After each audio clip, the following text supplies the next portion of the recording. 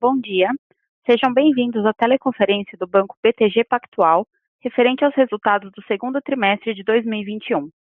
Estão presentes conosco hoje os senhores Roberto Sallouti, João Dantas e José Miguel Vilela. Informamos que este evento será gravado e que durante a apresentação do banco, todos os participantes estarão apenas ouvindo a teleconferência. Em seguida, iniciaremos a sessão de perguntas e respostas para analistas e investidores, quando mais instruções serão fornecidas. Caso alguém necessite de assistência durante a teleconferência, favor solicitar a ajuda de um operador digitando *0. Esta teleconferência está sendo transmitida simultaneamente pela internet e pode ser acessada no endereço www.btgpactual.com.br e pela plataforma. O replay da teleconferência ficará disponível por uma semana, entre os dias 10 e 16 de agosto. Antes de prosseguir, gostaríamos de esclarecer que eventuais declarações que possam ser feitas durante essa teleconferência relativas às perspectivas de negócios do Banco BTG Pactual constituem-se em expectativas da administração do banco, bem como em informações atualmente disponíveis. Elas envolvem riscos, incertezas e premissas, pois se referem a eventos futuros e, portanto, dependem de circunstâncias que podem ou não ocorrer. Investidores devem compreender que condições econômicas gerais da indústria e outros fatores operacionais podem afetar o desempenho futuro do Banco BTG Pactual e conduzir a resultados que diferem materialmente daqueles expressos em tais considerações futuras. Agora, gostaríamos de passar a palavra ao Sr. Roberto Sallouti, que iniciará a apresentação. Por favor, Sr. Sallouti, pode prosseguir. Muito obrigado. Bom dia a todos. Obrigado pela presença nesse call de resultados. Esse é o primeiro call de resultados que a gente faz desde que nós compramos controle total do Banco Pan. Então, mas nós achamos que a melhor coisa para manter a transparência e a consistência é continuar reportando os resultados como a gente sempre vinha reportando antes. O Banco Pan é listado, tem o seu próprio call de resultados. Então, a gente vai continuar mostrando nos nossos resultados o resultado do PAN como um equity pickup do resultado de lá.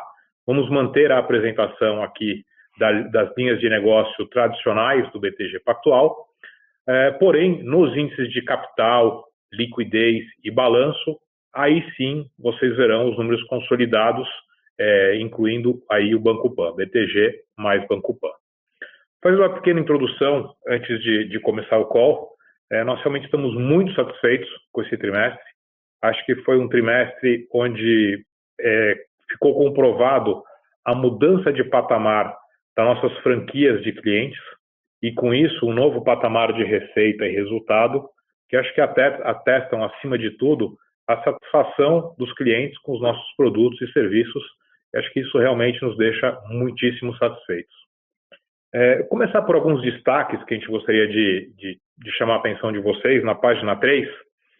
Nesse trimestre nós tivemos um recorde de captação, tanto em gestão de recursos quanto em gestão de fortunas, e consequentemente, com isso tivemos recordes no volume de ativos sob gestão e administração ou de ativos dentro da nossa área de pessoa física, na área de gestão de fortunas.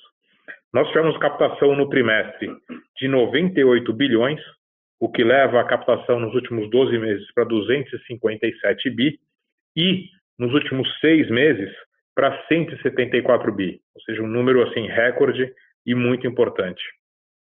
Os nossos ativos sob gestão ou administração cresceram ano contra ano 65%, atingindo mais de meio trilhão de recursos que pagam consequentemente taxas de administração ou de gestão. E na parte de gestão de fortunas, nós tivemos um crescimento expressivo de 96% ano contra ano, atingindo 379 bi de volume de pessoas físicas em nossa plataforma. Aqui acho que vale ressaltar que nós somos super transparentes em como a gente demonstra. Esses 379 bilhões são dinheiro de pessoa física. Aqui você não tem nenhuma custódia de ações de investidor institucional ou captação para gestão de recursos, de gestão de investidores institucional. E um exemplo, o Dantas depois vai falar um pouco mais com isso, a Necton, ela tinha mais de 20 bi de ativos sob custódia.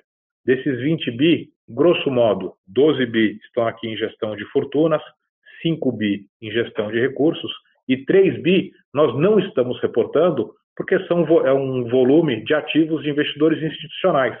Então, a gente acha que ele não reflete nem o business de gestão de recursos e nem o business de gestão de fortunas, por isso que a gente não reporta esse número, a gente preza muito essa transparência com os investidores. Caminhando para a página 4, nós seguimos com um crescimento muito forte de receitas e de rentabilidade. Nós tivemos receitas totais crescendo 52% ano contra ano, atingindo 3,8 bi no segundo TRI. Um lucro líquido que cresceu 74% ano contra ano, atingindo 1,7 bi. E nós tivemos um retorno sobre capital, um return on equity, de 21,6% no segundo trimestre. Indo para a página 5, nós também tivemos no trimestre um crescimento muito forte da carteira de crédito, da nossa base de funding, porém mantendo uma disciplina e uma robustez de balanço bem acima da média dos bancos S1. Então, o nosso portfólio de crédito cresceu 51%, atingindo um total de 86 bilhões de reais. Desses 86, um pouco mais de 14 bi são de pequenas e médias empresas. A nossa base de funding atingiu 128 bilhões, crescendo 59% ano contra ano. Isso, sem dúvida nenhuma, muito impactado pela maior capilaridade dos nossos novos business de varejo e pela percepção de robustez e segurança do nosso balanço, que finalizou o trimestre com um índice de Basileia de 17,3%. Caminhando para a página 6, a gente fala um pouco sobre nós continuamos na nossa estratégia de fusões e aquisições seletivas para acelerar nosso crescimento e geração de valores acionistas. Então, nos trimestres, nós fechamos as parcerias com a Aquavério e o Wise, que são os grandes agentes autônomos, os agentes autônomos que a gente acha que tem potencial de eventualmente virarem corretoras e contratarem de nós o serviço de Broker as a Service. Obviamente, isso aqui você tem um número limitado de parceiros que podem atingir esse modelo. Agora, é algo que a gente acredita que se a gente não oferecer esse produto, esses empreendedores vão acabar buscando outras maneiras de construir essa história. Então, acho que a gente nada mais justo que a gente construir essa história com eles.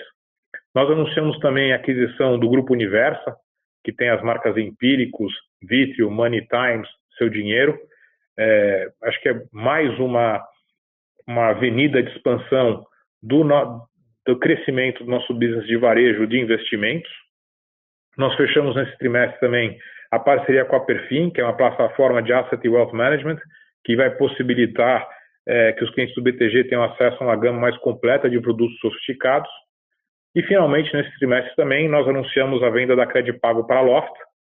Parte desses recursos será recebido em caixa, parte em ações da Loft, mas o que a gente considera também muito importante é nós fechamos uma parceria estratégica com a Loft para distribuição de produtos financeiros naquela plataforma. Na página 7, a gente mostra o formato tradicional, que a gente já faz há vários anos, dos resultados. Então, só recapitulando um pouco aqui, nós tivemos receitas no trimestre de 3,77 bi, um lucro líquido de 1,719, um ROI no trimestre de 21,6. Nós tivemos o índice de eficiência um pouco abaixo da nossa média, isso dado o crescimento muito forte de receitas. Então, nós tivemos um índice de eficiência de 40,9% e um índice de remuneração de 25,2%. E fechamos o trimestre com ativos de 335 bi, um índice de Basileia de 17,3% e um patrimônio líquido de 35 bilhões, aqui já incorporando os quase 3 bilhões da oferta primária de ações que nós fizemos no trimestre. Na página 8, a gente fala um pouco sobre os resultados da primeira metade do ano. Aqui nessa primeira metade do ano nós tivemos receitas de 6,56 bi, um lucro líquido de 2,92 bi. No trimestre, o índice de eficiência um pouco mais em linha com a média histórica, mas digamos na faixa de baixo dessa média, 41,8 de índice de eficiência, 25,5 de remuneração. E que nem já dito anteriormente, o patrimônio líquido cresceu 36,7 nesses 6 meses, fechando em 35 bi. Na página 9, a gente continua a ver uma distribuição muito equilibrada das receitas entre as franquias de investment banking, crédito, as áreas de gestão de recursos e fortunas e sales and trading, cada vez mais caminhando para o que vai ser muito bem, quase que igual entre essas 4 franquias. São decisões estratégicas que nós tomamos já há alguns anos, buscando essa maior equilíbrio, melhor distribuição das receitas, e a gente fica muito feliz em ver isso se consolidar trimestre após trimestre. Finalmente, na página 10, a gente vê que a nossa agenda de ESG e investimentos de impacto segue muito forte. A gente teve a honra de ser reconhecido como o melhor time de research de ESG no Brasil pela Institutional Investor, a primeira vez que esse prêmio foi dado para o mercado. Nosso portfólio de créditos verdes atingiu mais de 7 bi. Nós fizemos emissões de mais de 1,3 bi de dólares para nossos clientes em dívidas sustentáveis. Nós iniciamos a alocação do nosso fundo de impacto, já reagindo pelo primeiro investimento numa empresa de educação. Nós aderimos aí, sob liderança do nosso CFO, do Dantas, para o programa de finanças contábeis de carbono, que junto com outras 130 instituições financeiras, a gente está se comprometendo a medir e divulgar as emissões de gases de efeito estufa do nosso negócio. Nós somos reconhecidos pela FTSE, no índice FTSE for Good, da Bolsa de Londres, o qual considera as companhias listadas com as fortes práticas de compromisso de ESG, e que nós somos selecionados com base em mais de 300 indicadores. E, finalmente, nesse trimestre, nós também lançamos a nossa calculadora de carbono para todos os nossos clientes de varejo. Todos vocês que têm interesse de saber qual a sua pegada, dado quanto vocês viajam, quanto vocês usam de carro e outras atividades que possam estar gerando emissão de gases de efeito estufa, a gente divulgou, tem disponível no nosso site do BTG+, essa calculadora para esse cálculo ser feito por vocês. Com isso, eu passo a palavra para o João Dantas, que vai poder falar um pouco mais de cada uma das linhas de negócio, e depois a gente volta para falar de perguntas que vocês tenham. Dantas? Obrigado a todos que estão com a gente no Conference Call dos resultados desse trimestre. Vamos passar agora, como a gente sempre faz, pelas áreas de negócio, para pontuar aqui o que foi mais importante na performance, né? Todas as áreas de negócio, como o Roberto comentou, performaram muito forte. É um trimestre em que nós temos o recorde de resultado do banco e recorde de resultado em cada uma das nossas áreas de negócio. Então, vamos comentar um pouco o que aconteceu, como é que a gente atingiu isso. Passando para a página 12 do Investment Bank, aqui a gente vê, foi o melhor trimestre em termos de receita para o banco de investimento, né? O que está acontecendo é que enquanto os empresários brasileiros a gente vê que estão trabalhando mais, agora no segundo trimestre nós vimos isso também fora do Brasil, na América Latina, nos países em que a gente atua, mas muito forte no Brasil, essa tendência das empresas olharem para o longo prazo e seguirem investindo. Isso leva a gente a trabalhar mais e gerar mais resultado, né? Os mercados de capitais continuam sendo gradualmente mais importantes para o crescimento econômico, né? Esse fenômeno que a gente comenta e que permeia boa parte do nosso sucesso na entrega de resultado nos últimos trimestres, que é o financial deepening, ele leva a que o crescimento da economia dependa menos do balanço dos bancos, seja menos baseado no crédito que vem da concessão por parte dos bancos e mais das dinâmicas de mercado de capitais, das quais a gente participa muito ativamente. Então, foi um trimestre em que a gente teve receita recorde vindo da área de dívida, distribuição de instrumentos financeiros de renda fixa. Também tivemos recorde de receita vindo de ICM, é uma feliz coincidência, mas mostra essa atividade pujante de mercados. E tivemos também, diferente do primeiro trimestre, já uma contribuição forte de receitas da atividade de consultoria e assessoria, né, o M&A, no qual a gente vê um pipeline de atividade forte para frente. Junto com isso tudo, a gente continua sendo a casa número 1 de investment bank no Brasil, né?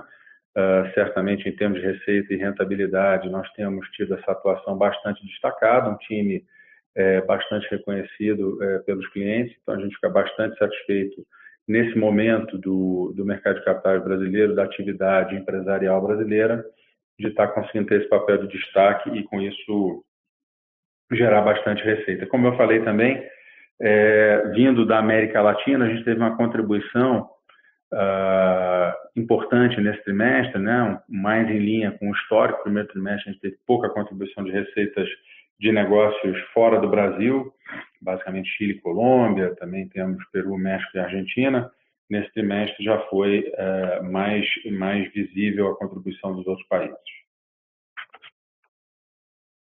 Passando para a página 13, aqui a gente vê também tivemos um trimestre com receita recorde, né? A maior receita que nós produzimos em Corporate and SME Lending, né?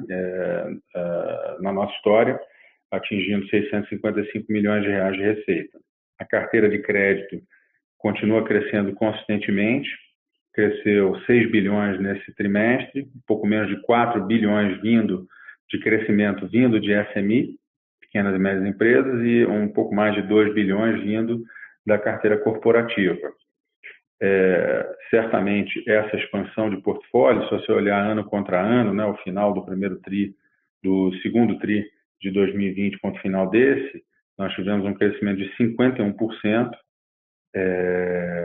Nesse caso, a gente nota claramente a força da atividade empresarial, né? Então, eu comentei que uma das características do momento que o Brasil vive de financial deepening, que vai viver por muitos anos e talvez décadas, é que o crescimento das empresas depende menos do balanço dos bancos, mas ele não prescinde totalmente do capital deployment que os bancos vão fazendo. E a gente tem conseguido fazer esse crescimento de carteira, mantendo os spreads estáveis, a qualidade alta de crédito. A nossa carteira sempre foi marcada por qualidade alta de crédito e isso continua. Níveis de provisão com isso são muito adequados, ou seja, em geral, os nossos clientes corporativos estão navegando bem por esse momento da economia e até da política na América Latina, conseguem ter visibilidade de crescimento do negócio, conseguem ter visibilidade não só de crescimento de demanda de curto prazo, mas das oportunidades de investimento para crescer o potencial produtivo. Então, isso deixa a gente razoavelmente animado com o crescimento econômico do país, quando a gente vê mercado de capitais e crédito de longo prazo, é o crédito que apoia crescimento, com boa demanda saudável.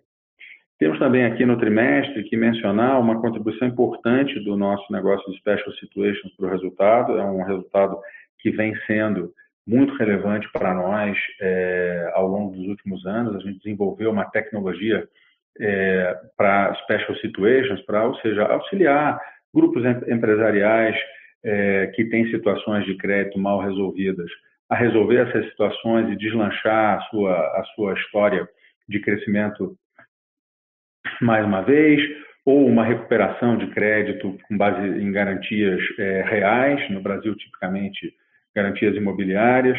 Seja de uma forma ou de outra, é um negócio que apoia o funcionamento do mercado de crédito, porque vai resolvendo de forma que agrega valor para todas as partes, situações de crédito que atrapalham o desenvolvimento de negócio. E com isso a gente também tem capturado bastante receita e temos tido uma performance muito positiva e que nesse trimestre voltou a ser bem forte. Tem sido bem forte, né? Mais uma vez foi bem forte da área de Special Situations dentro de Corporate Lending.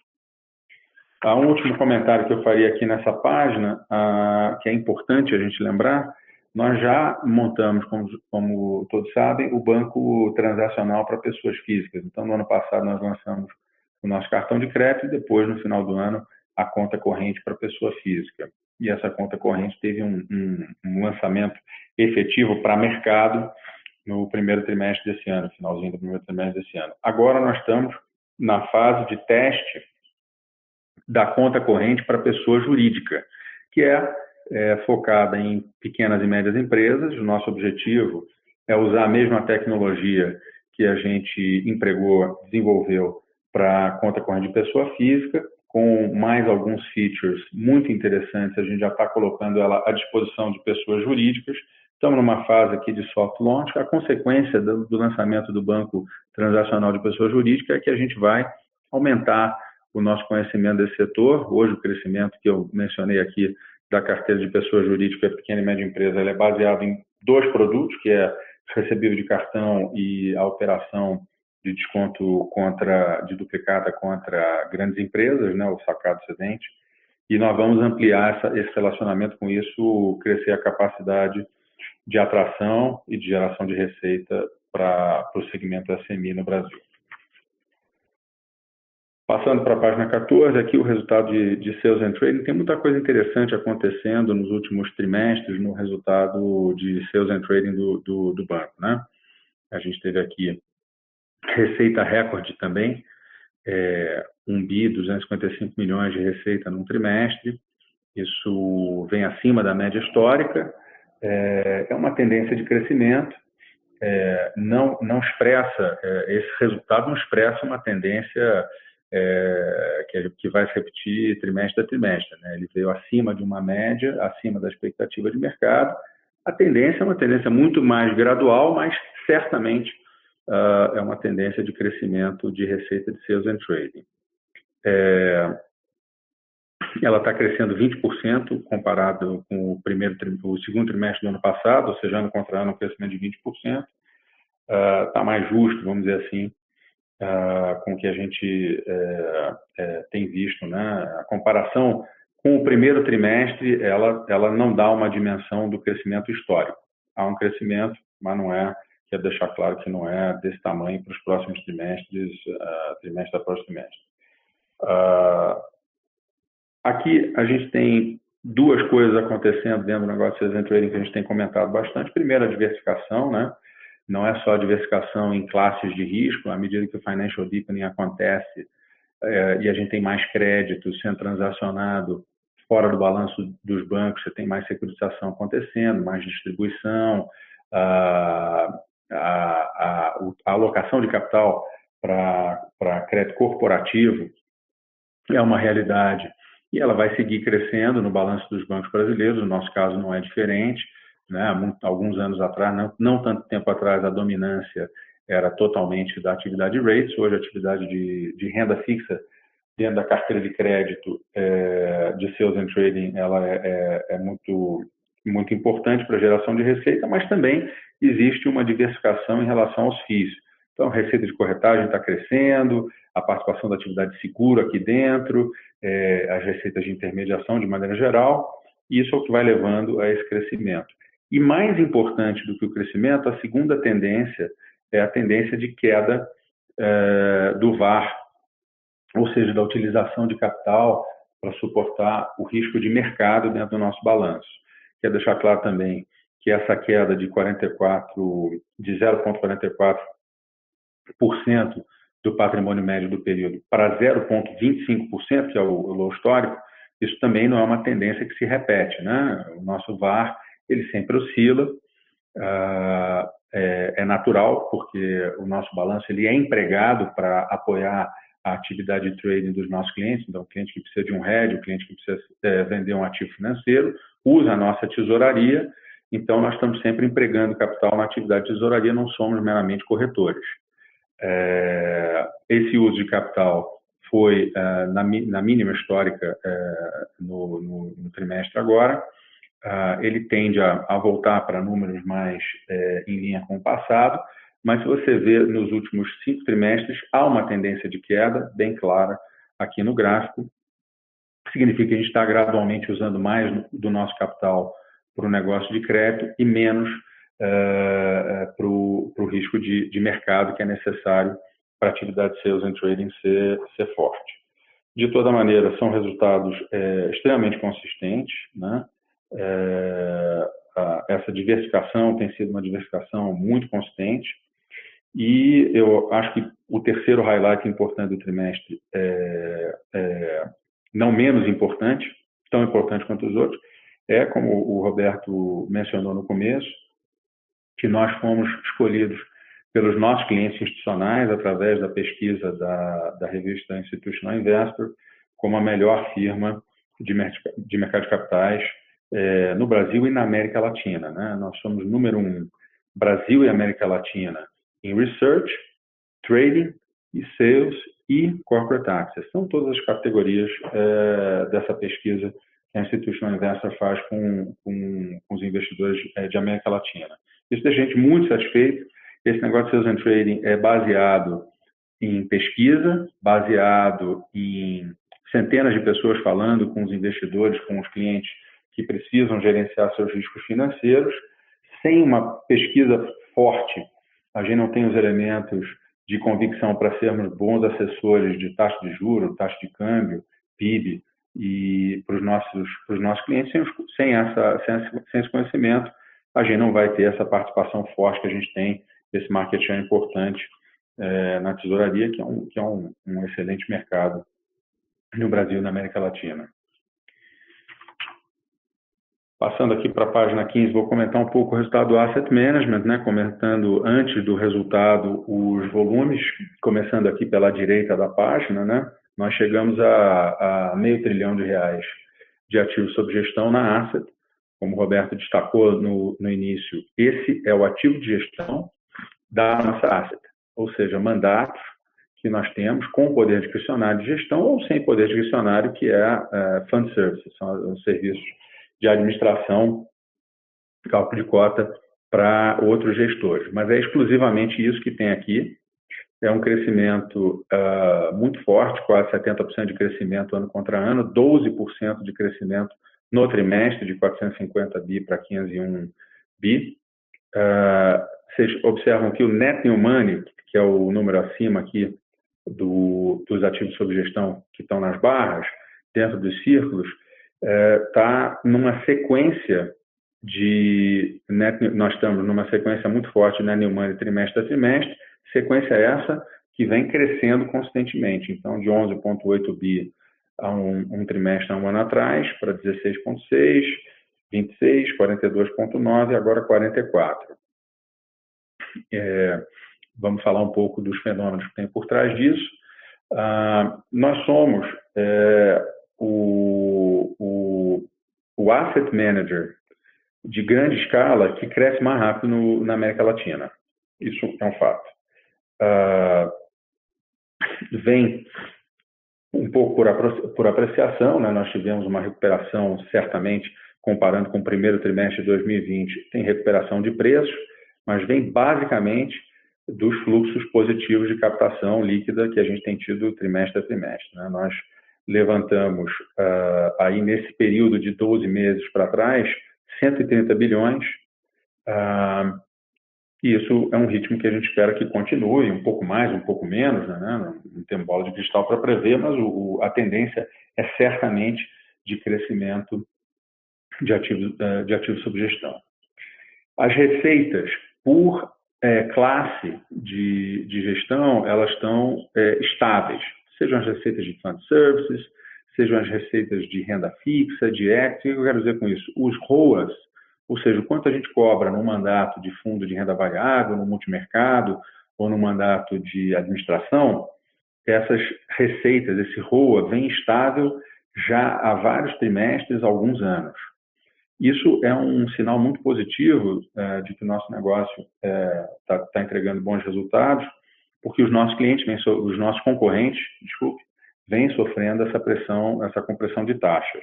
A gente tem conseguido manter muito bem essas nossas taxas. Se você observar o crescimento de ativos sob gestão em relação ao último trimestre foi de 12%, as receitas desse trimestre são de R$270 milhões contra R$265 milhões no trimestre passado. Dá uma impressão de estabilidade, porque no primeiro trimestre, no trimestre passado, nós tivemos mais receita de performance do que nesse, o que é típico. No primeiro trimestre, a gente tem mais receita de performance. Se nós compararmos só a taxa de administração, há um crescimento igual de 12% do primeiro TRI para o segundo TRI. Esse número não está aberto aqui, eu estou dando a informação por trás do número, há um crescimento de 12% de taxa de administração, que é exatamente o crescimento dos ativos sob gestão. Então, isso mostra os ROAs estáveis. Agora, olhando um pouco para frente, o que a gente espera que aconteça? A gente viu nos últimos 12 meses na indústria de asset bastante movimentação em termos de alocação de risco, né? No início do ano passado, no segundo trimestre também, um movimento, no início do segundo trimestre, um movimento de aversão de risco muito forte, especialmente por parte de investidores individuais, pessoa física, em função da volatilidade de mercado logo ali no início da pandemia. Depois vimos uma volta muito forte do apetite de risco, mas tudo isso em torno de instrumentos líquidos, né? E às vezes até a gente acha que, em alguns casos, com pouca percepção do risco efetivo de uma outra carteira, de um outro cliente que está mais animado com o risk on que voltou muito forte. O que a gente vê para frente agora é um pouco diferente. A gente acredita que o mercado para frente vai demandar muito investimento alternativo. Nós temos alguns exemplos de produtos que a gente está lançando, já lançou ou vai lançar para frente. Então, por exemplo, nós temos o nosso novo fundo de Private Equity Economia Real, o nosso primeiro fundo de investimento de impacto, os dois somados já captaram mais de 2 bi. Temos dois fundos de crédito para o setor agrícola, que já captou mais de 1 bi. Temos um fundo de crédito para infraestrutura, que também está captando agora. E temos um fundo que já está com capital comprometido e vai ser alocado para o final do ano, de investimento em infraestrutura de fibra ótica, não deu o que a gente já comentou bastante. Esse sozinho vai captar mais do que todos os outros que eu já comentei aqui juntos. Isso é uma tendência e a gente vai, vocês podem ter certeza, continuar lançando produtos muito diferenciados, seja em real estate, private equity, infraestrutura, enfim, oportunidades de alocação de capital permanente para aproveitar esse mesmo fenômeno que leva o nosso investment bank, o nosso corporate lending a estar performando bem, levar a oportunidade de investimento para não só pessoas físicas, mas investidores adicionais também, que querem ter um pouco mais de exposição de risco de longo prazo. É um mercado saudável e a gente está bastante orgulhoso de ser a plataforma de asset de grande escala na América Latina que cresce mais rápido e continuará captando assim para frente. Passando para a página 16, estamos aqui com a performance do nosso negócio de private, que é parecida, mas ainda mais acelerada do que a performance de captação da asset, se você coloca em termos relativos, né? Então, começando aqui a página a partir da direita, nós atingimos 379 bilhões de reais de ativos sob gestão, tivemos 54 bilhões de reais de captação no trimestre. Como o Roberto comentou, desses 54 nós temos 12 bilhões, que é a integração dos ativos da Necton, somente os ativos de pessoa física estão entrando aqui nessa conta. Então, se você tira isso, ainda assim, o nosso trimestre teria captado 42 bilhões sem a Necton, foi o net new money mais forte da nossa história. Em um período de um ano, esse net new money foi de quase 130 bilhões de reais, ou seja, praticamente a mesma coisa que a Asset captou, só que a Asset já tem mais de meio trilhão, o Wealth está chegando lá, tem hoje 379 bilhões. Também foi o nosso melhor trimestre em termos de receita. Aqui as receitas de asset são de asset management, que inclui prêmio de performance e taxa de administração, são um componente, né, mas tem vários outros, comissões, spreads de intermediação, etc. Então, nós tivemos um crescimento de 27% de receita do primeiro TRI para o segundo TRI e um crescimento de 20% de ativos. O crescimento de receita em linha, até um pouco maior do que o crescimento de ativos. Se você olha ano contra ano, o crescimento de ativos foi de 96%. Isso olhando o final de período do segundo TRI, do ano de 2020, com o final de período desse TRI agora. Se a gente olhar pelas médias, que é a forma correta de olhar para derivar quanto seria o crescimento de receita, esse crescimento foi de 90%. Ou seja, o patrimônio médio do segundo TRI de 2021 contra o patrimônio médio do segundo TRI de 2020 foi um crescimento de 90%, que é exatamente o crescimento de receita que a gente tem aqui de 89%. Ou seja, mais uma evidência de que as nossas taxas de administração, os ROAs, eles estão estáveis entre as categorias aqui de ativos e de risco dos nossos clientes. Além da performance, eu acho importante, a performance financeira, né, quantitativa, eu acho importante fazer alguns destaques aqui qualitativos, né, em relação ao BTG+. Né? O BTG+, como vocês sabem, nossa plataforma de conta corrente, ela está se consolidando, diria que já se consolidou como a melhor plataforma de banco digital para o varejo de alta renda. Ela foi desenhada para isso, talvez eu possa afirmar. Os mercados são diferentes em diferentes países, mas não tenho dúvida que o BTG+, é uma das melhores plataformas de banco digital para varejo de alta renda no mundo. Né? A gente não está deixando nada a desejar, a gente tem feito todos os investimentos necessários. Vamos comentar isso um pouco quando falamos dos custos. E investimentos esses que, como vocês sabem, fluem totalmente sobre pelo nosso resultado. A gente não está capitalizando investimento, só capitaliza aquilo que é aquisição propriamente dita de participação. Então, isso tem, esses investimentos, né, a contratação de pessoas tem ajudado a gente a acelerar ainda mais as entregas, com muita qualidade. Temos aqui 3 coisas a mencionar. Né? Agora a gente já tem cartão de crédito adicional na conta, né? Já tínhamos lançado no ano passado um cartão de crédito. Esse não é um feature simples de ser lançado, alguns outros concorrentes digitais que estão indo muito bem, por sinal, ainda não conseguiram lançar o cartão de crédito adicional. O débito automático também já está disponível.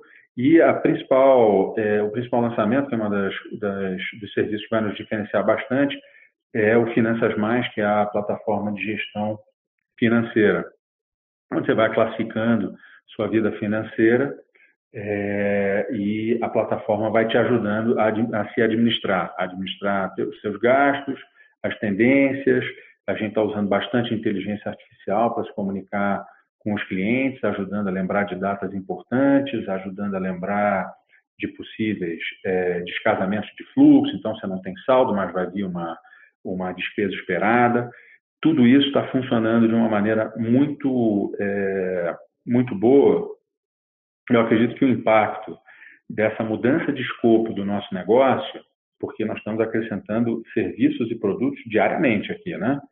E essa mudança de escopo, ela está sendo vista, está sendo percebida, mas ela vai trazer uma mudança mais profunda do que aquilo que já está sendo, vamos dizer, fully appreciated pelo mercado. A gente está bastante confiante com a qualidade do produto, a amplitude do serviço que a gente oferece para o cliente de varejo de alta renda, que é um cliente sofisticado, né, que precisa desse tipo não estamos falando de perfumaria, não estamos falando de coisas que são importantes para a gestão do dia a dia, e quanto mais você consegue ajudar o cliente a resolver o seu dia a dia, mais ele vai canalizar negócios com a gente. Passando para a página 17, aqui a gente tem um pouco do resultado de Principal Investments e das nossas participações. Né? Os resultados de Principal Investments, vocês veem aqui no gráfico, 242 milhões de reais nesse trimestre, contra 238 no trimestre anterior, 221 no último trimestre de 2014. O que está acontecendo aqui? Nós, como vocês lembram, hoje utilizamos o método de equivalência patrimonial tanto para o resultado de Prime, que é a antiga Petroáfrica, como também para o resultado de Eneva. A gente moveu Eneva para o nosso ativo permanente, é um investimento que está lá para ficar, e com isso a gente tem puxado a nossa parcela dos lucros. Então, com isso, os resultados passaram a ser muito mais estáveis, com um outro benefício adicional da gente ter os 2 ativos marcados no nosso balanço de maneira bem conservadora. No caso de Eneva, significativamente abaixo do preço de tela, e no caso de Prime, que é um ativo que não tem preço de tela, numa visibilidade para frente de resultados que a gente acredita que já mereceria, nós não vamos fazer essa marcação a mercado, mas já mereceria um valuation acima do que está nos nossos livros. Em relação aos resultados das nossas participações, crescimento no lucro do Banco Pan, como o Roberto já mencionou, nós não temos mais equivalência patrimonial do Banco Pan, porque o Banco Pan passou a ser parte do nosso conglomerado, totalmente consolidado nas nossas demonstrações financeiras, que os analistas que olham em detalhe as demonstrações financeiras já estão totalmente consolidadas nesse trimestre, mas nós vamos continuar demonstrando dessa maneira aqui, exatamente para manter a discussão de performance do Banco Pan acontecendo com a equipe de RI e o management do Banco Pan no seu call de resultados e não aqui. A gente acredita que seria até um desserviço, de repente agora a gente está com todos os números do BTG Pactual sendo alterados por conta da consolidação do Banco Pan. Dessa maneira vai ser mais fácil explicar e mais fácil entender, e de fato essa é a maneira como a gente gerencia o negócio. O Banco Pan tem uma gestão independente, uma estratégia, marca, clientes e produtos que não se confundem com o BTG Pactual e nem sequer competem diretamente, né? Um outro cliente a gente pode até compartilhar, mas não há competição direta porque são segmentações muito claras. Talvez seja relevante lembrar também, dentro de participations a gente tem bastante resultado embutido, porque o Banco Pan está registrado a valor patrimonial no nosso balanço. Nós temos 71,7% do Banco Pan. O Banco Pan negocia significativamente acima do valor patrimonial em mercado. Só para vocês terem a noção, no final desse trimestre, essa diferença seriam 12 bilhões de reais. Então, nós não reconhecemos o valor de mercado do Banco Pan, mantemos o Banco Pan ao valor patrimonial, que é o nosso custo atualizado pela parcela de lucros, ou seja, o patrimônio do Banco Pan, 71,7% dele está dentro do nosso balanço, se comparado com o valor de mercado, isso dá 12 bilhões de reais de diferença a mais de valor de mercado das ações do Banco Pan. Isso talvez seja relevante para quem olha a métrica price to book, para olhar um número com um pouco mais de clareza em relação a esse efeito que é importante. Passando para a seção 2 aqui, a gente tem as nossas despesas, né? Houve um crescimento de despesas no trimestre, isso é natural porque a gente vem investindo bastante, contratando. Esse crescimento, só quero deixar claro, se você olha todas as despesas administrativas, você tem um crescimento de 29% trimestre contra trimestre. Mas o crescimento relevante aqui é o crescimento das linhas de salários e benefícios e administrativa, que foi um crescimento em torno de 10%, 10% a mais na linha de salário, 9% a mais na linha de despesas administrativas. As outras linhas, nós temos um crescimento na linha de bônus, que é fórmula, né, muito positivo para nós, à medida que a gente gera essa quantidade a mais de receita e de margem, a gente tem a nossa métrica de bônus pool, que é o percentual aplicado sobre receita menos despesa do banco. Ele teve um crescimento de 43%, mas isso é totalmente compatível com o crescimento de entrega de resultado. Então, não é um custo ruim, ao contrário, ele é um pouco maior, mas as receitas são muito superiores a esse crescimento. Essa que é a beleza do nosso modelo, que mantém o nosso cost-income ratio aí nesses níveis de bastante eficiência. Tivemos um crescimento de amortização de ágio, mas é uma despesa pequena dentro do nosso balanço, são essas aquisições que o Roberto mencionou, algumas delas já fecharam, e um crescimento de despesas também de PIS e COFINS, ISS, tem alguma coisa de VAT tax no Chile, que são despesas de impostos sobre receitas, cresceram também em linha com as nossas receitas. Então, o número que a gente tem que analisar é o crescimento de 10% trimestre a trimestre. Ele basicamente vem das contratações. Nosso time de tecnologia, por exemplo, chegou a 1.900 pessoas. Um time de tecnologia hoje ainda menor do que os grandes bancos, mas com uma capacidade de entrega muito forte, né? A nossa tecnologia, ela ainda está muito diferenciada em relação aos nossos competidores. Todos os competidores têm investido em tecnologia, mas a gente tem uma flexibilidade, uma agilidade de desenvolvimento. Plataforma de tecnologia nova permite isso. escolhas certas no passado, estratégicas em relação à tecnologia que a gente desenvolve. Então, com menos gente, a gente tem conseguido entregar bastante coisa, diria até, em linha, ou até mais do que os nossos grandes competidores. Dentro de despesas administrativas, a gente também tem um impacto de crescimento de folha, porque nós temos uma parte, a menor parte, mas uma parte relevante da força de trabalho de TI, são terceiros, não são nossos funcionários diretos. Então, esse crescimento também foi em torno de 10%, está dentro de despesas administrativas e outras. O último comentário que eu faço aqui é a despesa de imposto em renda em 24,6%. Essa é uma despesa em linha com a do primeiro trimestre, impactada pela contabilização dos juros sobre capital próprio. Como todos nós imaginamos, o juros sobre capital próprio vai deixar de existir no Brasil no ano que vem. Temos uma expectativa de continuar com esse nível de tributação, de carga fiscal no nosso balanço, que também, em contrapartida, vai haver uma redução de alíquota para empresas em geral e para bancos também. E fizemos estudos bastante detalhados aqui em relação a alguns cenários distintos de reforma tributária. A gente acredita que esse nível de tributação é um nível que vai ser a realidade do ano que vem também. Claro que a gente precisa ver como é que vai ficar a reforma tributária, que ela não está aprovada ainda. Passando para a seção 3, a gente tem aqui um pouco dos nossos números de balanço.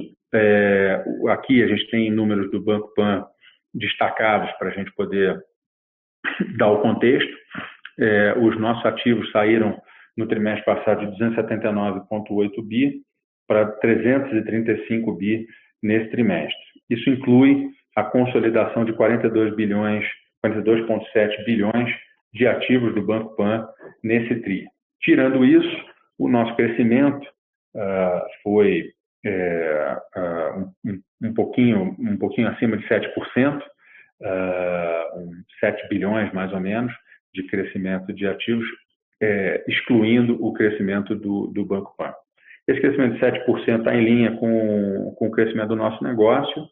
A gente também continua com uma cobertura do unsecured funding da nossa base de depósitos e emissões no exterior e aqui no Brasil, que dá um total de 127 bilhões de fontes de recursos para 62 bilhões de crédito. Essa é a parte de crédito on balance, né? A gente também tem a parte de crédito off balance, são fianças e garantias, mas essa não requer funding, né? Não usa caixa.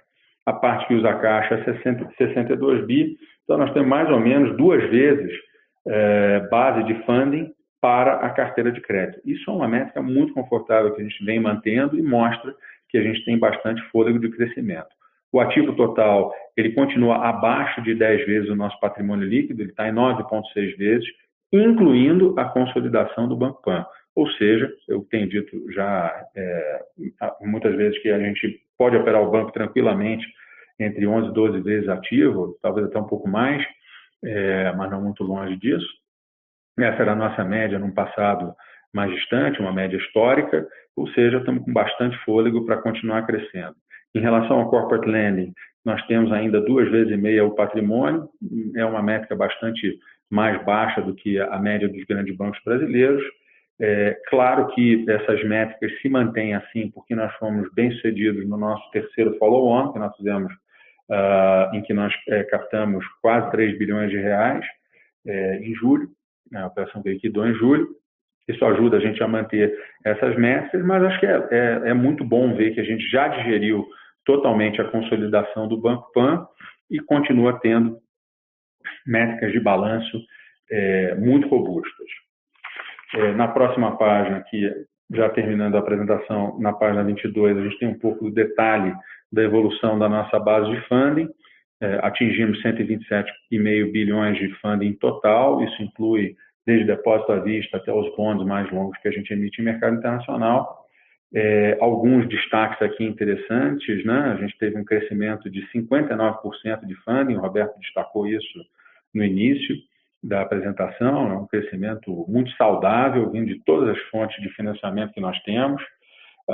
Dentro desse crescimento e dentro dessa base, hoje o funding de retail é 19% do total, considerando o funding de varejo do Banco Pan, sem considerar o Banco Pan, 13% da nossa base de funding vem do varejo.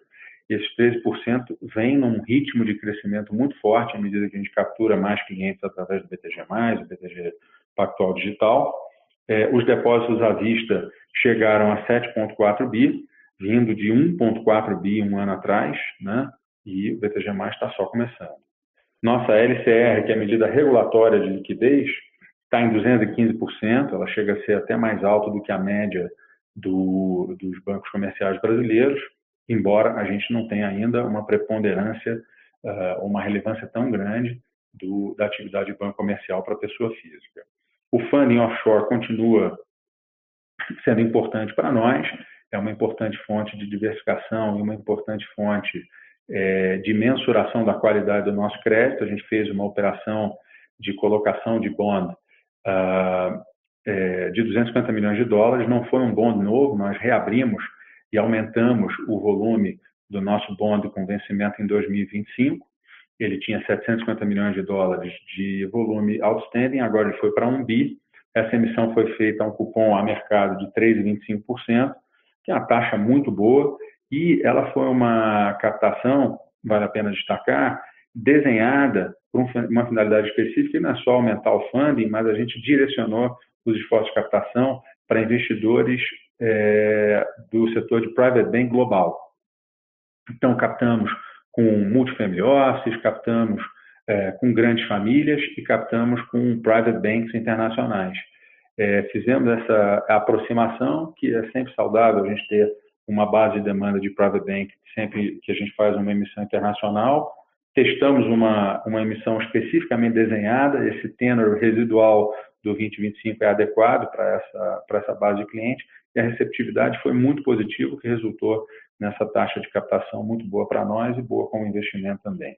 Então, está funcionando muito bem, né? A nossa base de funding está crescendo no varejo, está crescendo no atacado. Internacionalmente, como eu falei, investidores institucionais e bastante investidor pessoa física agora, e no mercado local, em reais, né? O money market local, também no Chile, mas muito fortemente no Brasil, captando de grandes clientes corporativos de uma maneira que a gente está muito satisfeito. Finalmente, aqui na última página, a gente tem o índice de capital, resultado disso tudo que a gente falou. Estamos com 17,3% de índice de Basileia, dos quais 15,2% é o nosso capital core. É a base de capital mais forte dentro do segmento de grandes bancos brasileiros, que é um segmento muito bem capitalizado, comparado com o resto do mundo, é um dos segmentos mais bem capitalizados. Nós estamos aí com mais ou menos 2% de índice de Basileia acima da média desse segmento, já considerando a consolidação do Banco Pan. O VaR, como a gente comentou antes, em 25 basis points do patrimônio médio. Tudo isso dito, foi um trimestre em que a gente levantou capital no nosso terceiro follow-on, manteve grandes métricas, boas métricas de liquidez e de capital e entregou 21,6% de retorno, acima até do que a gente vinha entregando nos últimos trimestres, o que deixa a gente extremamente satisfeito com esse resultado final. Encerro aqui os comentários, a gente passa agora para perguntas. Muito obrigado. Obrigada. Iniciaremos agora a sessão de perguntas e respostas para investidores e analistas. Para fazer uma pergunta, a favor digitar *1. Se a sua pergunta for respondida, você pode sair da fila digitando a tecla sustenido. As perguntas serão atendidas na ordem em que forem recebidas. Solicitamos a gentileza de tirar o fone do gancho ao efetuarem sua pergunta. Dessa forma, uma ótima qualidade de som será oferecida. Por favor, aguardem enquanto coletamos as perguntas. Nossa primeira pergunta vem do Sr. Jörg Friedman, do Citibank. Por favor, pode prosseguir. Obrigado pela oportunidade de fazer perguntas. Obrigado também pela apresentação. Salute, Dantas, Zé Miguel, e parabéns pelos resultados. Eu tenho duas perguntas. Uma olhando para o que passou no trimestre e outra mais para o futuro. Então, sobre o que a gente viu nesse trimestre, me chamou em particular, atenção à linha de Sales and Trading. Eu sei que vocês não dão tanta transparência no que vai dentro dessa linha, quer dizer, no que vai a gente até sabe, né? Mas a composição a gente não sabe exatamente. Mas eu queria saber como que a gente reconcilia o menor VaR, né, da série histórica aqui, VaR médio diário de 0,25%, com a menção da importância do resultado dadas as performances das mesas de câmbio e ações de energia. Quer dizer, o resultado de Sales and Trading, ele teria crescido, CRIA-CRI, por exemplo, excluindo esses resultados. Isso ajuda a gente a entender um pouquinho mais e balizar as performances futuras de modelo. E a segunda pergunta, olhando para o futuro, assim, tem sido muito impressionante a consistência de resultados nesse ano, nas mais diversas linhas, né? Em particular, tem chamado muito a atenção da gente Investment Banking e esse Net New Money, né? Tanto do Wealth quanto da Assets. Então, a gente já tem um mês completado aí do terceiro trimestre, mês de julho, e se vocês pudessem falar um pouquinho do que foi visto, observado no banco, nas diversas linhas, em termos de performance, a gente agradece. Muito obrigado. Obrigado, Jorge. Começando pela sua primeira pergunta de Sales and Trading, a gente já vem falando para o mercado há alguns trimestres que essa linha mudou, né? Que para ela o que importa é muito mais o nível de atividade do que, como era 10 anos atrás, a gente acertar a direção do mercado. E é exatamente esse fato que está culminando com essa mudança de patamar de receita. Podemos falar que a receita recorrente de Sales and Trading agora, podemos falar que é 1 bi, mais ou menos 20%, parece bem plausível. E isso é muito mais dependente da atividade, nível de atividade do mercado, do que a gente estar certo em alguma direção de mercado. A gente está certo em alguma direção de mercado, vai descer mais, ou certo ou errado, vai descer mais ou menos 20%. Mas o resto é realmente o crescimento das franquias de clientes, né? Seja flow de empresas fazendo hedge, corretagem de investidores institucionais, market making de bonds privados para a nossa plataforma de varejo, market making de energia e assim por diante. Mas o fenômeno que você está vendo é essa mudança de patamar, dado novos canais, novos produtos, maior nível de atividade e um business que é muito mais consistente, previsível, que é muito mais determinado pelo volume de atividade do que por nós estarmos acertando a direção no mercado, por isso que você vê esse VaR tão mais baixo. Na sua segunda pergunta, o que podemos esperar para frente, o que nós estamos vendo é que realmente a atividade na área de Investment Banking segue tão forte quanto o segundo TRI, realmente impressionante. A gente vê muita manchete sobre mercado de renda variável, mas não é só a renda variável que está forte, você também está tendo muita atividade no mercado de crédito, de renda fixa, e também muita atividade no mercado de fusões e aquisições. Então, realmente seguimos bastante animados, a gente entende que realmente essa é uma linha que pode ser um pouco mais cíclica, ela é menos cíclica do que as pessoas imaginam, porque na hora que o mercado de renda variável fecha, fusões e aquisições aquece, dívida aquece, mas realmente a gente está no momento que os três mercados estão muito fortes, mas a gente segue vendo positivo. Net New Money realmente foi um trimestre excepcional, a gente segue com números bastante fortes. Agora, talvez a gente não consiga abater o que teve nesse trimestre, foi realmente um trimestre excepcional, você teve a incorporação da Necton também, mas a gente segue vendo patamares muito fortes de Net New Money diariamente, dado a maturação normal de todos os investimentos que a gente vem fazendo aí ao longo dos últimos anos, né? Investimentos em marketing, em tecnologia, em trazer parceiros para a nossa plataforma, e isso, cada dia você vai melhorando, cada dia você vai aprimorando o seu serviço, sua oferta de produtos, e com isso segue essa captação bem forte. Perfeito, está super claro. deixa eu só aproveitar e fazer um follow-up nessa última parte, quando a gente fala de net new money. Se a gente for fazer uma composição, né, de receita por wealth under management, na parte de wealth management em particular, dado que vocês estão fazendo uma escalabilidade indo para clientes de varejo, né, replicando a estratégia de wealth, eu esperaria uma resiliência assim, ainda maior, se não um crescimento desse ratio de receitas por wealth under management no futuro. A gente está vendo mais ou menos estabilidade, tem um pouquinho de volatilidade, se comparar em relação ao segundo TRI do ano passado, caiu um pouquinho. Faz sentido essa minha visão? Isso daqui tende a crescer ao longo do tempo, ou se tem alguns outros aspectos a serem considerados? Como que vocês estão vendo isso evoluindo no futuro? Obrigado. Acho que a sua pergunta a gente pode esperar que o ROA do Wealth Management como um todo suba, dado a maior presença de varejo nessa composição? Em parte, sim. Agora, talvez menos que você está imaginando, pelo seguinte: a gente reporta aqui o ROA líquido. Então, por exemplo, a nossa plataforma de B2B, de agentes autônomos, o que a gente está reportando aqui já é net do rebate para o agente autônomo. Você tem isso aqui, você na plataforma de advisors também é net do rebate para o banker. Na parte de varejo B2C, aí sim é integral.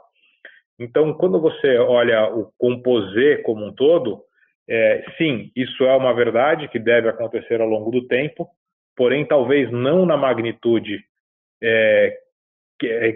a magnitude precisa ser levada em conta que a gente reporta esses números net de rebates já. Tá entendido, perfeito, gente. Muito obrigado. Obrigado. Nossa próxima pergunta vem do senhor Gustavo Schroeder, do Bradesco. Por favor, pode prosseguir. Bom dia, Roberto, João, José, Júlia. Obrigado pela oportunidade, parabéns pelos resultados. Eu vou fazer 2 perguntas aqui também. A primeira enfim, o Bruno colocou muito bem na parte de wealth que a plataforma digital tem um papel importante no resultado. Mas eu queria entender um pouco se a gente consegue quantificar isso, né? Eu entendo as considerações que vocês têm em relação a abrir um número, e o meu ponto aqui, talvez não é nem tanto o número de clientes digitais, né? Pelo menos do meu lado, que talvez isso não é o mais importante, mas o quanto a plataforma digital já vem contribuindo, seja no net money, seja na formação da receita. Se vocês conseguem quantificar para a gente essa participação ou a contribuição que a plataforma digital já apresenta, né? Se vocês pensam em algum momento abrir, dar um disclosure um pouco mais sobre a plataforma digital, e de novo, assim, eu entendo as considerações e meu ponto não é especificamente por número de clientes, mas talvez quanto que a plataforma digital já contribui, né? Acho que aqui é um tema bastante importante, e acho que seria muito bom para o mercado, até para a gente precificar aqui esse ponto que a gente, pelo menos do nosso lado, que a gente vê que tem upside aqui. A minha segunda pergunta é referente a já foi um pouco nessa linha de como é que vocês vêm para frente, mas eu queria trazer um pouco mais do cenário macro, né? Acho que a gente já conversou com vocês no passado a respeito de aumento de taxa de juros, tem, enfim, o case de vocês passam pelo financial deepening. Porque no passado, ali no começo do ano, a gente tinha uma expectativa de taxa de juros e, enfim, vai passando o tempo, a inflação continua pressionando, o fiscal também não tem ajudado, as estimativas de taxa de juros têm sofrido previsões para cima. O ponto aqui, como é que você vê a sustentabilidade desse, vamos dizer, não só do IB, né? Eu acho que aqui a gente tem, acho que o business inteiro tem uma certa sensibilidade da taxa de juros. como é que a gente deve, como é que vocês estão enxergando, né, esse aumento dos juros, a gente está falando aí de 7, 7,5, enfim, e a sustentabilidade do business como um todo nesse momento que está tão bom, né, enfim, mas eu queria entender porque isso passa pelo financial deepening, né, então eu queria ouvir um pouco de vocês. Obrigado. Obrigado pela pergunta, Gustavo. No seu primeira pergunta, eu vou me permitir só fazer um disclaimer. A gente acha que a gente é muito mais transparente que qualquer outra empresa que reporta no mercado. O nosso número de Wealth Management, ele é só o número de pessoa física. Realmente, a gente não te abre o que é varejo e o que é Wealth Management. Agora, você deve imaginar que a cada trimestre que passa, o varejo é uma parte maior do total, uma parte maior da receita. Simplesmente porque a gente está vindo de zero de market share no mercado de varejo de alta renda e de varejo, e a gente já tinha um market share significativo em high net worth. A gente não mistura resultado de estruturação de bond, carrego na tesouraria e canal de varejo falando que isso é varejo. Quando a gente estrutura um bond, carrega na tesouraria e distribui no varejo, o fee de estruturação vai em investment banking, o possível ganho ou perda de capital nesse bond está reportado em sales and trading e o fee de canal está em wealth management. Nenhum player dá essa transparência. Então, a gente acha que, sinceramente, do ponto de vista de vocês, agregar o que é varejo, do que é high net worth, do que é pessoa física, vai ajudar muito pouco do ponto de vista de modelagem. Porque você sabe que o varejo é crescente, que isso sobe o ROA. Agora, ninguém é mais transparente do que a gente falando para vocês o que é volume de pessoa física. Aqui não tem nenhuma pegadinha de um investidor institucional que botou 100 milhões de ações em custódia com a gente está botando em ativos. Pelo contrário, quando a gente adquiriu a Necton, a gente tirou 3 bilhões que eles reportavam, porque isso a gente achava que era misleading do ponto de vista de vocês. Então, assim, a gente está bastante seguro que a gente é muito transparente, a gente entende que tem essa demanda. Sendo muito sincero, a gente não está convencido que essa abertura vai trazer uma informação que mude drasticamente a modelagem de vocês. Talvez a gente esteja errado, vamos sentar com você offline aí e discutir isso, quem sabe você nos convence que isso não é só informação para competição, mas realmente é algo que pode ser útil para os analistas. Do ponto de vista macro... Antes de você entrar no comentário macro, só para te complementar num ponto que eu acho importante, além disso que o Roberto está enfatizando, Gustavo, tem mais um dado. Eu acho que a melhor forma é você olhar o impacto em captação, porque o BTG+, ele começou agora nesse ano, como você sabe, a gente ainda está naquela fase de não cobrar tarifa. No futuro, dependendo do tamanho dos ativos sob gestão, a gente nem vai cobrar mesmo, uma boa parte dos clientes vão ter volumes investidos conosco que vão dar para eles isenções de tarifas permanentes e um negócio muito rentável para nós. Então, a melhor forma de você olhar a combinação disso tudo, nessa fase atual, é o crescimento de ativos. Esse aumento de escopo, a quantidade de produtos e serviços que a gente vem lançando, contribuindo fortemente para a aceleração do crescimento. Desculpa, Roberto, pode seguir aí. E do ponto de vista macro, realmente acho que as expectativas de taxa de juros têm subido, né? Acho que começou-se com um ciclo parcial e agora estamos falando de um pouco acima do neutro. Agora, a gente acha que enquanto a taxa de juros ficar no que a gente chama em um dígito, em solid single digits, que esses fenômenos de financial deepening, financial disintermediation, eles não param. Você talvez muda um pouco a natureza do fluxo. Então, o que a gente está vendo é que muito fluxo estava indo para a bolsa, agora está indo para fundo de crédito, está indo para debêntures. Você tem uma mudança um pouco de natureza, mas isso não muda essa tendência das pessoas buscarem mais diversificação, mais duration, mais risco de crédito, mais risco de ações, mais risco de liquidez nos seus portfólios, e também não vemos isso disruptando o mercado de capitais. Obviamente, a eleição deve trazer alguma volatilidade. Agora, realmente, o que nos preocuparia e achamos que pode realmente, talvez, estagnar essa tendência, que está muito forte, seria alguma coisa para o lado de responsabilidade fiscal. E, felizmente, a gente tem muito barulho, mas a responsabilidade fiscal está sendo mantida. Não, tá ótimo, perfeito. Só um ponto na primeira questão. Eu tenho total entendimento do ponto que você levantou.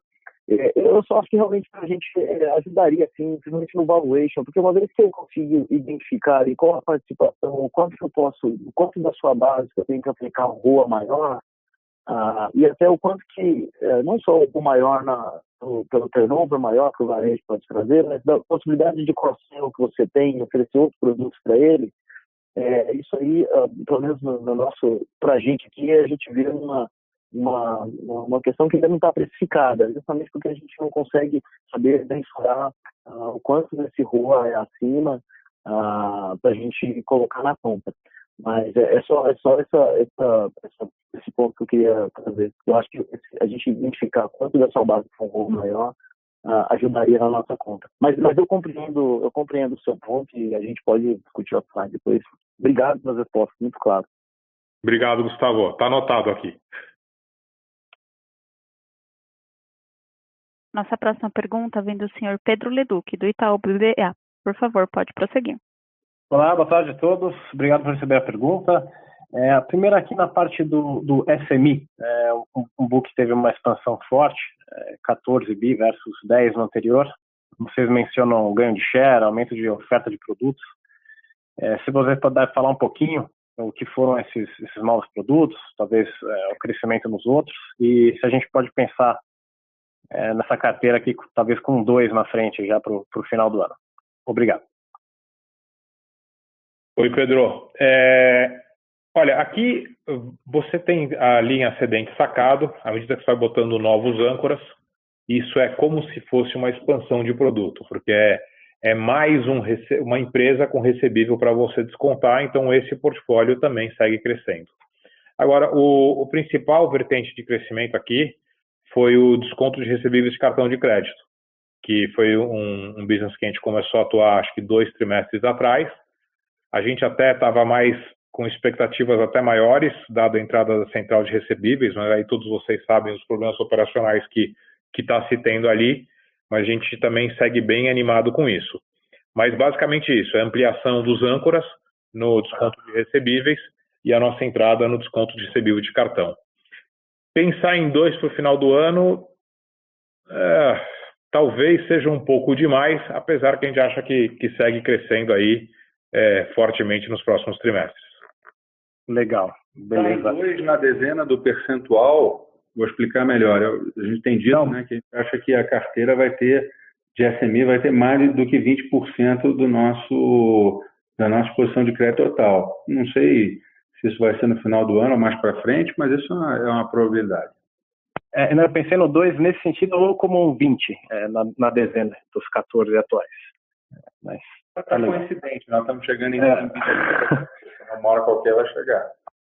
Legal. Bom, e uma outra pergunta, aqui, olhando o BTG+, o digital, né, realmente está ganhando bastante tração, seja investidor ou correntista. E a gente não consegue evitar de cruzar os dados do Banco Central com o disclosure do PAN para tentar estimar quantos clientes, o delta, pelo menos, que pode estar entrando aqui. Chegamos em números expressivos, centenas de milhas, 300, 400 mil, talvez. Nível de depósito à vista está vindo, né, pode ser uma consequência. Faz sentido pensar um pouco assim? É uma leitura correta? Não, tem coisa que não vale a pena olhar. Pode nos ajudar a entender um pouquinho isso? Obrigado. Olha, não, esses números aí não estão corretos. Os números de clientes bem acima disso. Agora, a gente, intencionalmente, a gente não divulga número de clientes por uma razão simples. O BTG Pactual Digital, o BTG+, ele foca a classe AB. Então, a classe AB tem um potencial, digamos, de 30 milhões de clientes. se a gente tiver em algum momento 10% desse mercado, 3 milhões de clientes ativos, a gente vai achar um sucesso total. Agora, se você começa a querer se comparar a plataformas como o PAN, que endereçam os 160 milhões de brasileiros da classe C, D e E, ali, o número de clientes é muito relevante. Você ter 10, 12, 15, 20, você está pegando o pool de um mercado maior, e onde você tem tickets menores e onde o volume é muito importante. Por que a gente sempre relutou em divulgar isso? Porque a gente não quer passar o incentivo errado para as nossas equipes. Porque se a gente passar para a turma aqui, pau na máquina, agora o negócio é abrir conta, você vai trazer clientes que vão se frustrar com a plataforma do BTG+, ou do BTG Pactual. Porque são clientes que vão estar procurando uma oferta que quem vai conseguir servir ele é o Banco Pan. Então, por isso que a gente é super conservador nisso, porque a gente quer ter certeza que a gente está criando valor para nossos investidores no longo prazo. A gente tem uma convicção que atrair o cliente do perfil BTG+, BTG Pactual Digital para cá, e o cliente do perfil PAN para o PAN, é fundamental para o cliente ter uma experiência que o deixe satisfeito. Então, assim, você ficaria surpreso a quantidade de clientes. A gente até mudou o nosso onboarding no BTG+, para não frustrar os clientes. Os clientes que estão vindo aqui procurando um limite de crédito pequeno, de 50, 100, 150 reais, a gente logo no começo do processo fala, isso aqui não é a nossa proposta, se você é isso que está procurando, seguimos que você não continue aqui, mas você pode ir para o PAN, porque ele vai poder te servir melhor. Então, isso aí eu estou deixando de abrir uma conta. O que, se eu estiver divulgando o número de contas, pode ser ruim. Agora eu estou deixando de abrir uma conta que tenho certeza que vai ser um cliente que não vai ser frustrado, eu não vou sobrecarregar a plataforma e vou criar valor a longo prazo para os nossos investidores. Só para dar mais uma nuance, nós estamos numa fase em que, para nós, claro que é importante abrir uma conta, mas se um cliente private que está com a gente há muitos anos, família toda às vezes, passa a usar o BTG+, como a principal conta bancária, isso para nós traduz um sucesso muito maior do que às vezes abrir uma centena, né, alguns milhares de contas que, como o Roberto falou, não são adequadas para o nosso plano a longo prazo. Então, nós estamos na fase em que, vamos dizer assim, não vou dizer que o menos é mais, mas a qualidade é muito mais importante do que a quantidade. Obrigado.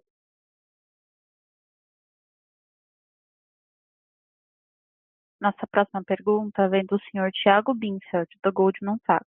Por favor, pode prosseguir. Oi, pessoal, boa tarde, obrigado por pegarem minhas perguntas. Queria só voltar na explicação do Dantas sobre a asset, que a gente vê os volumes crescendo mais do que as receitas e os ROAs têm ficado estáveis. Né? Então, eu queria entender aqui, só garantir que a explicação é resumidamente mix, se a gente vê fund services representando mais dentro desse resultado. E eu queria também, se pudessem falar, por que vocês acreditam que a competição sofre mais com os ROAs em comparação aos produtos de vocês. Obrigado. Deixa eu tentar complementar aqui um ponto da sua resposta, já que você fez a apresentação, aí eu passo para você. Olha, acho que primeiro tem uma combinação de prêmio de performance e prêmio de administração. Esse trimestre nós tivemos muito pouco prêmio de performance. Então, comparado ao segundo tri passado, que tinham alguns produtos que pagaram performance naquele trimestre, ou trimestre passado, se eu não me engano. E o segundo, sim, o ROA de administração de fundos é menor e esse business está crescendo mais rápido. Nós não estamos enxergando do nosso lado uma compressão, porque nós sempre fomos o provedor mais competitivo de serviços. Então, os nossos fundos multimercados ou os nossos fundos de crédito sempre foram os mais competitivos do mercado. Nós não estamos vendo grande competição aí. Está vendo uma competição maior em ETF, nesses produtos, digamos, mais commodity, mas nesses outros produtos nós não estamos vendo margem. A principal diferença mesmo ano contra ano é o prêmio de performance que caiu. Dantas, aí eu passo para você se tem alguma coisa para complementar. Não, e a competição está mais no segmento de varejo, né? Então, o segmento de varejo já se adaptaram bastante, mas ainda tem um movimento de adaptação a realidade atual de taxa de juros. Como o Roberto disse, nós estamos com um solid single digit de taxa de juros no Brasil. Ninguém esperava que o Brasil fosse ficar com 3% de taxa de juros a longo prazo, mas certamente um nível abaixo de 10% é o que a gente deveria perseguir. E isso muda tremendamente a dinâmica do mercado. Menor taxa nominal gera menor taxa real, gera menor spread, menor tarifa. Então, quando a gente passa um ano ou até mais tempo olhando para os nossos ROAs e identificando essa estabilização, a gente acredita que a nossa estratégia de cobrar do cliente de varejo o ROA, varejo de alta renda, né? O ROA é igual ou bem compatível com o do cliente private de patrimônio, de grande patrimônio, isso aumenta a nossa atratividade e mantém essa estabilidade de taxas. E o resto é mudança de mix, como você falou. Tá bom, é super claro, pessoal. Obrigado e parabéns pelos resultados. Obrigado, Thiago. Obrigada. A sessão de perguntas e respostas está encerrada. Passamos agora a palavra ao Sr. Sallouti para suas considerações finais. Mais uma vez, queria agradecer a todos aí pela presença. Queria pedir desculpas, parece que o webcast teve algum problema de transmissão com o nosso fornecedor. A gente está trabalhando aqui com eles para tentar resolver o problema. Novamente, mil desculpas por isso. E, mais uma vez, obrigado pela parceria e confiança e até o próximo trimestre. Ótimo dia. Obrigada. A teleconferência dos resultados do Banco BTG Pactual está encerrada. Por favor, desconectem suas linhas agora.